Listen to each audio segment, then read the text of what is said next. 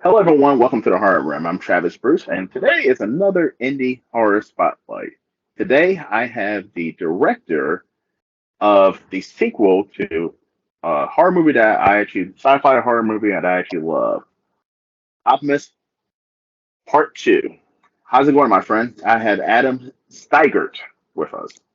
I'm doing very How's it going? well. Thank you for having me on your program. I'm excited to talk a little bit of Ombis, a little bit of movie magic, and everything else in between. So, you're making a sequel to this movie. It was a 2013 release movie. Mhm. Probably, would you say your most popular movie you made, Yeah, it's or it's iconic? it's up. It's definitely up there. It's probably top two or top three. Probably top two. There's another film, Prisoners of the Dead. So, coincidentally, I'm wearing the shirt today. A little self-representation there, right? But yeah, that is probably the one that I get asked about the most. So I haven't done any conventions in a while, but when we used to do conventions and I used to go and speak and stuff, that was like a question I would get all the time is, would you make a sequel to Ombus 2? And I'm like, yeah, I would very much like to make a sequel to it if the story's right. And it took me 10 years, and I think we have the right story. So I'm very excited to make it. Awesome, and it's ready to shoot right now. You're almost into the process of production. Yes, sir. We're going to shoot in June of 2024 is what we're looking at. And we're pretty much totally cast. There's a couple characters that we haven't fully cast yet, but the main cast has basically been signed. There's some returning characters from the first film, which I were was about to very ask. excited. Yes, yes. The Mark character played by Jason John Beebe, that is, he is returning, and then the Lucy character is also returning, played by Sarah Manzella in the first film. So, and there's a couple surprises in there. I don't want to give too much away about the others. Okay, so tell everybody about Ombus. Not everyone has seen it. For the ones who haven't seen it, tell us a little bit about the first one and where the second one is going. Sure, sure. So the first one, Ombus Alien Invasion, is about an invasion, like an alien plague that plagued this small community called Metzburg. It eventually overruns the town, and at the end of the film, if you've seen it, it does end up getting exploded or destroyed, however you want to say it.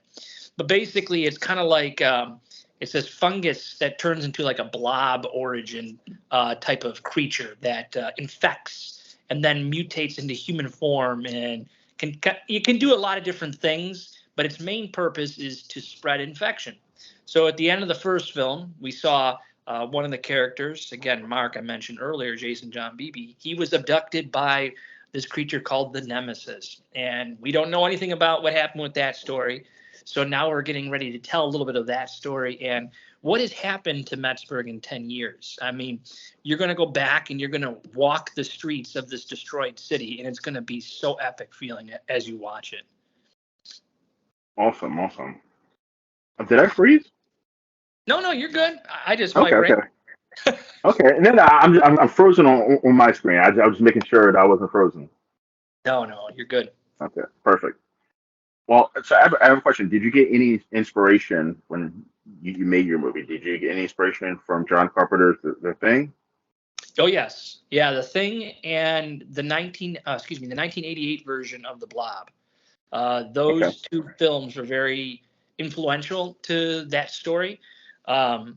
Coincidentally, to how The Thing was made, you see Earth in the opening of The Thing, and it's all peaceful and quiet, and then all of a sudden, a space shuttle comes crashing by, and it gives you that title, The Thing. Well, that always stood out to me. John Carpenter, he's a true talent, and I will tell you that very inspirational. Him, George Romero, the classics, the greats. That's Hmm. where I've come from. But the Thing and the Blob. Of course, I didn't own the rights. I don't own the rights to the Blob, but I like elements of the Blob, and I'm like, well, how can I create that into my own take or story? And that's how we came up with the film. Awesome. So, Adam, what are some challenges right now as a indie film director in the year 2023? That's something that maybe 10 years ago you didn't have to worry about. Finances. um, it's funny. It's funny I say that because when I was making the first film, like we had only enough budget left to shoot for one day. Hmm. So I didn't let the cast and crew know this. So the day we shot was like a test to see if we could get others to help invest into the project. And thankfully, we were able to raise a little extra money that day. Oh, sorry about that. Uh, yeah, so thankfully we were able to raise some money for that. And fast forward 10 years, and we're back in the same situation, trying to raise money for the final bit of the budget.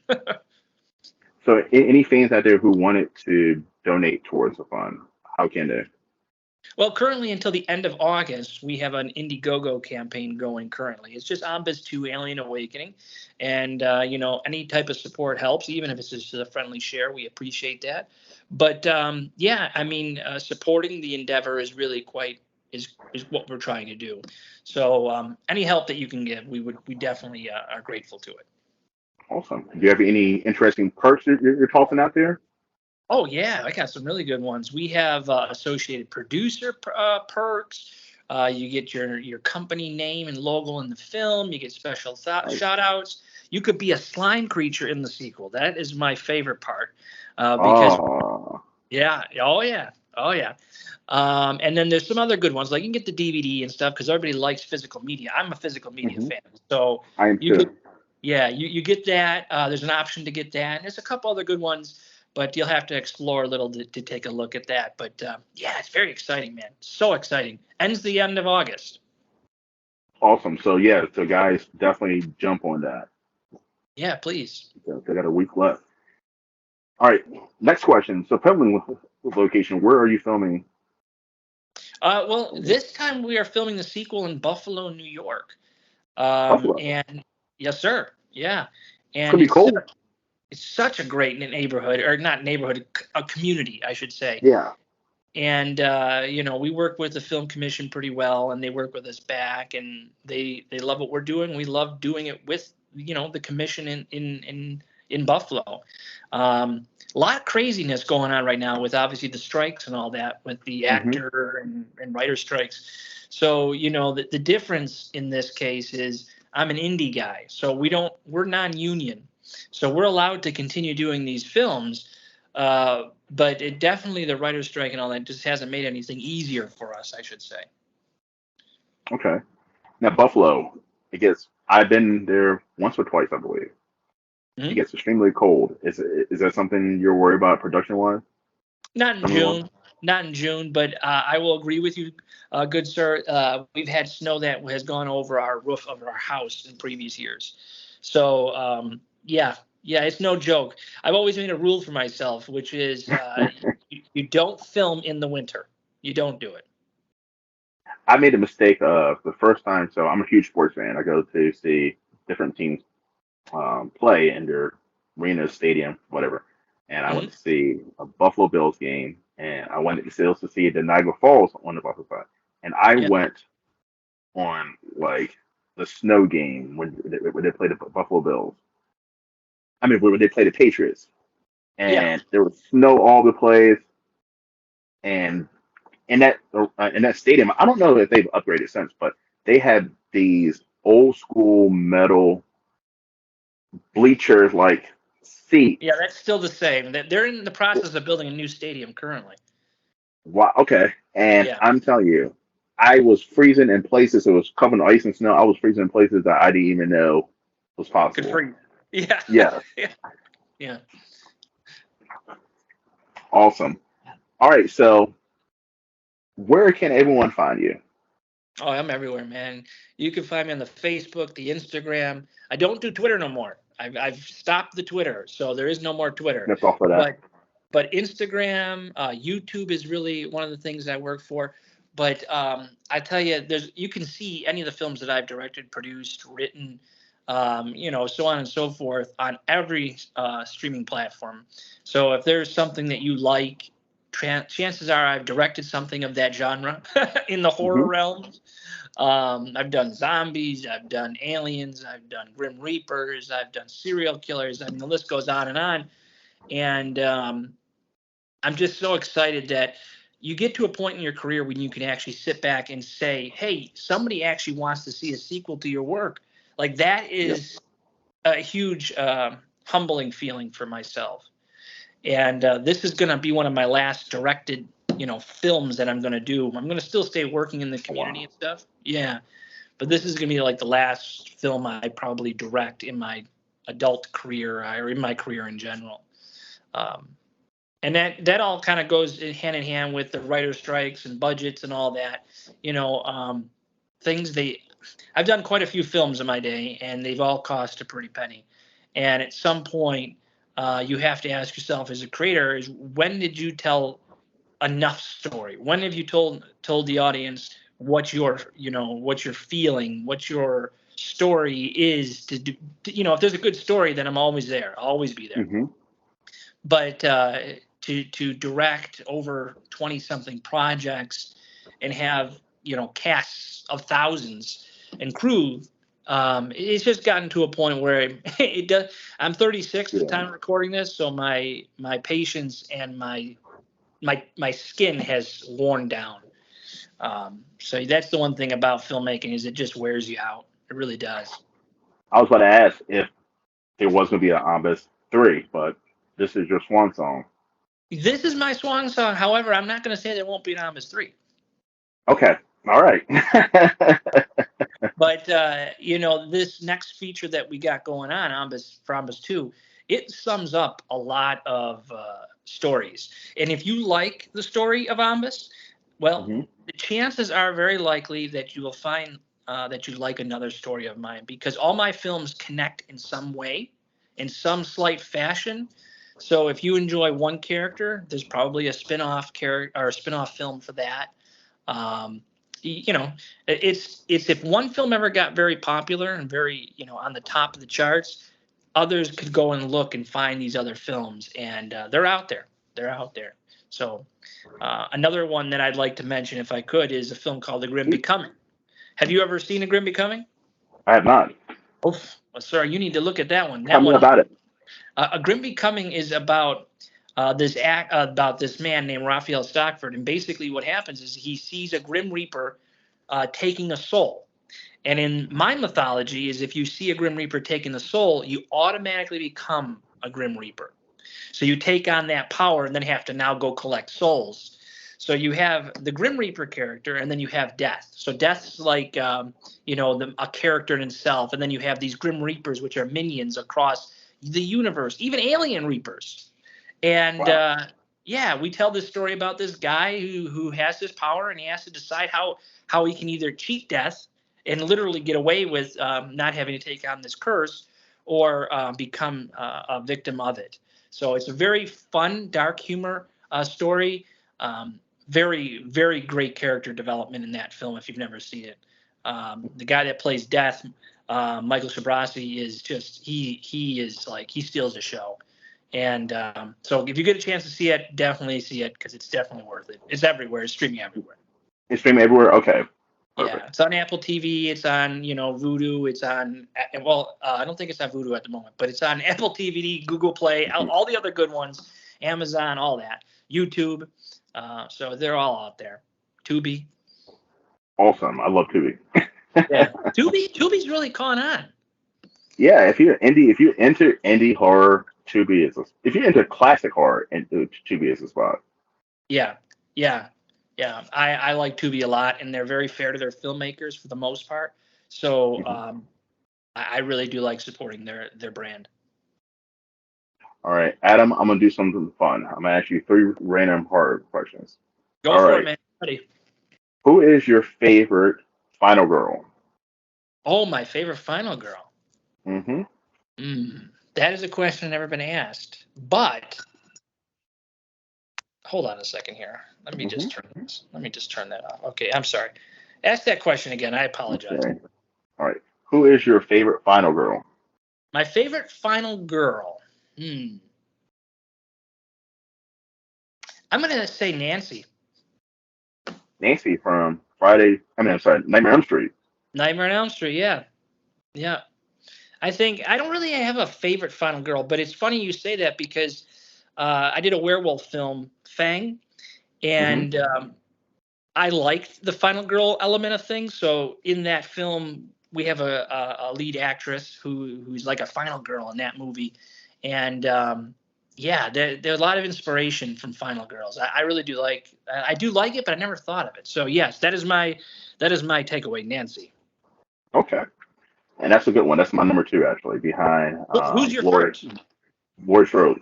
Well, okay, yeah, you could give it to Lori, but I will tell you that Lori's taken a hit on my personal opinion because she's done too many like continuation stories, been killed off and all that. Like there's no integrity to that character, in my opinion. So And the last one was that's awful too. oh, don't get me going on that last one, man. Oh, that killed it. It killed Yeah, that franchise for a while. I mean, yeah, yeah. yeah. It's a rough one. That last one, I watched the end, and there's only like what 20 minutes of Michael Myers in it. Give me a break. Mm-hmm. Give me a break. Come on. No one wants they you know what? They had a good idea there. Now you got me on a tangent, but they had a good idea there, which is to not pawn, transfer, Michael thoughts or not thoughts, but Someone Michael's else. to somebody else. Yes.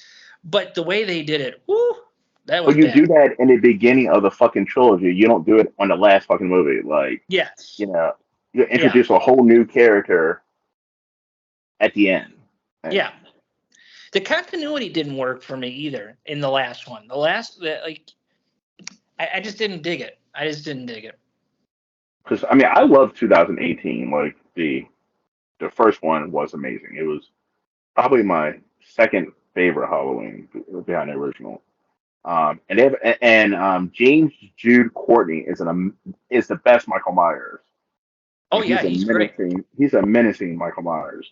Yeah. And even Halloween Kills, with all his faults and everything, was a great Halloween movie. I thought Halloween And Kills was better. I thought it was the best one out of the series. really, I thought the I love original was. I love the But, flashbacks. but here's the thing: I watched Halloween Kills in the theaters, and this was during COVID, and I still went to the theaters and seeing it. What everybody else was watching it free on Peacock, but I think it cost and $18. I don't think it was free. it was like $4.99. It was like $4.99 for the month where you got the free trial and then you can watch it and then cancel it. But now I did watch Halloween Ends on Peacock because I heard it was bad. I was like, ugh, I don't know if I'm gonna spend the money for this. But I loved Halloween Kills. I loved it in the movie theater. It was it was it was vicious, you know. Yeah. And then It I was fun. rewatched it. Yeah, and then I rewatched it on one of the streaming apps after it came out on HBO Max or something like that. And I was like, wait, why did I like this movie? Because there was a lot in that movie. I'm going on a rant, by the way. There was a lot of that movie that took place in that fucking hospital. Yeah.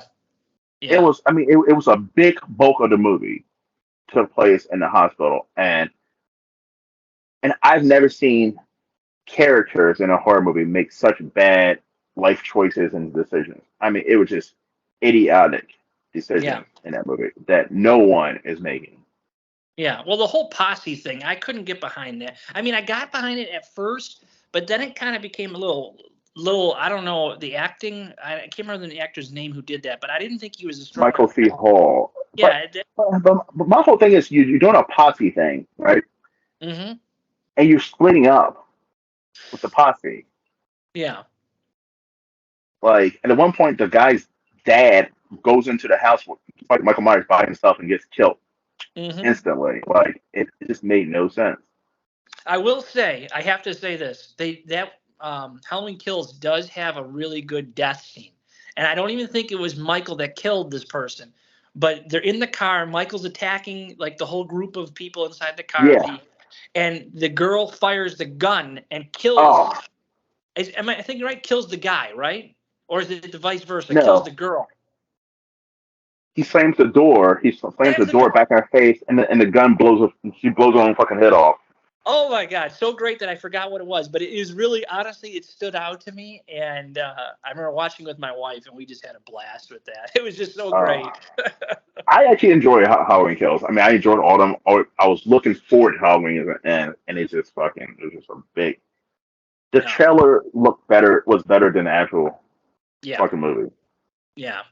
Yeah, that final fight sequence at the end between Laurie Strode and Michael, I couldn't get behind it. I couldn't support it. It was It sad. was it was terrible. Oh. It was sad. All right, final question. Final question, go for it, sir. All right. Who is your least favorite iconic horror character? Is it Michael Least, Myers? Yes. like Is it Michael Myers? Is it Art the Clown? Who is it?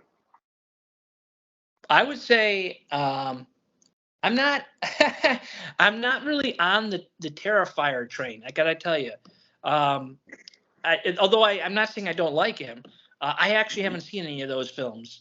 I know the director, kind of like secondhand, but and I know a couple of the people that worked on the project, and they're good people. So I support it, but I haven't ever watched that film, so I can't really use that as a reference. But I will say, this is a tough one, man. This is a tough one. Um, can I use a version of Jason that I didn't like? Sure. Sure. I did not like the remake of Jason. That's my favorite Jason. That's your favorite? That's my favorite Jason. We're gonna have to do a follow-up here about our favorite movies here. This is gonna have Yes. to be a thing. That's my favorite Friday the 13th movie. It's my favorite Jason, my favorite Friday. Well, I'll tell you, I think Friday the 13th Part 3, and yeah, I think Part 3 is probably up there.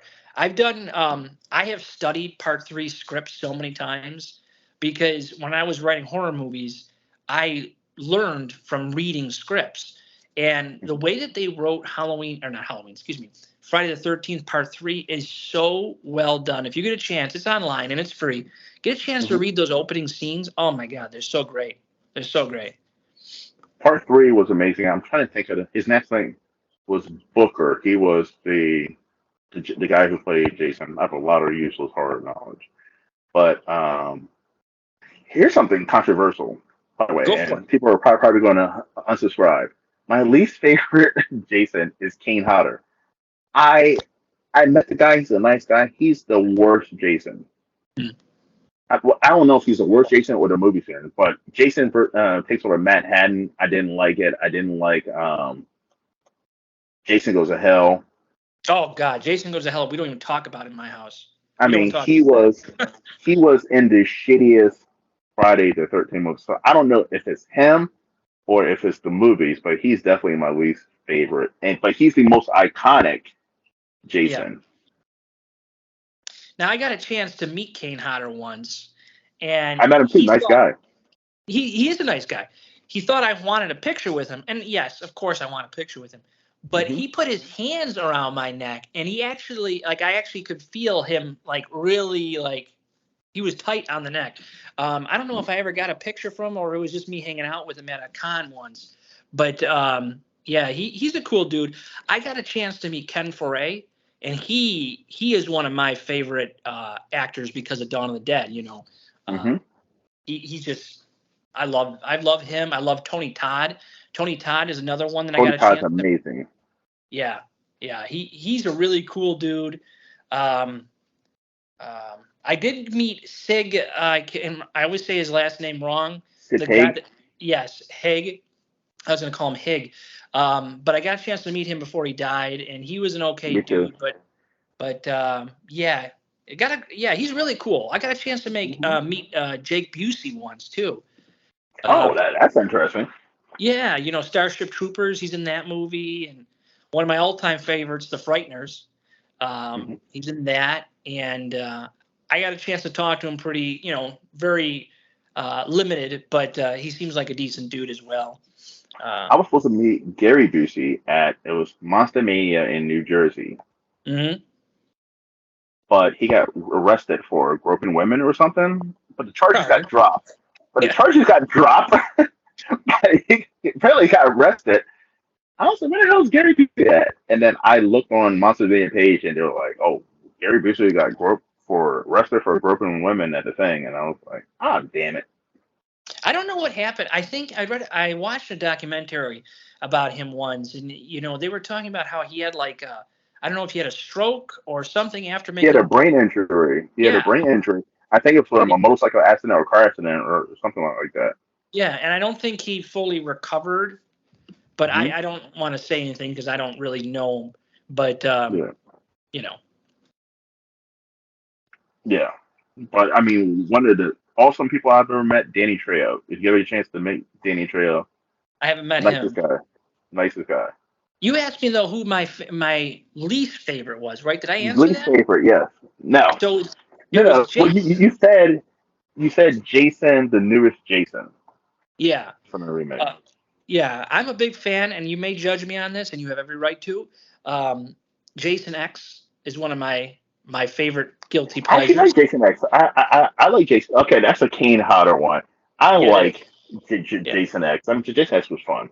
It was something new. it's better than Leprechaun in Space. I'll say that. Okay, I was Yes, not a big fan of that one. I actually watched Jason X because the history behind Jason X, why it was a commercial failure, because it was leaked. Yeah, Like the whole entire movie was leaked out. So I actually saw Jason X a good 4 or 5 months before it was even released in the theaters because I had the bootleg. Like everybody had the Jason X movie like a good half a year before it was even released. yeah. And I remember watching it on shitty quality and I was like, well, this is fun. Of course. Oh God, Jason X is so much fun. The things you could do with Jason X, man. I've watched it in camping trips, and oh my God, it's just such a great It has movie. the best and it has the best kill in the whole entire fucking Which one? I'm curious. series. Which one is yours? The frozen head fucking Yes, smash. yes, yes, That yes, is yes. the best kill. By the way, I'm not a Jason fan. I'm not a. I'm like thinking about it. I'm not really a Jason fan. I wear No? Jason T-shirts and I get Jason autograph. I like the character Jason. I'm not really a fan of the franchise or the movies. Yeah.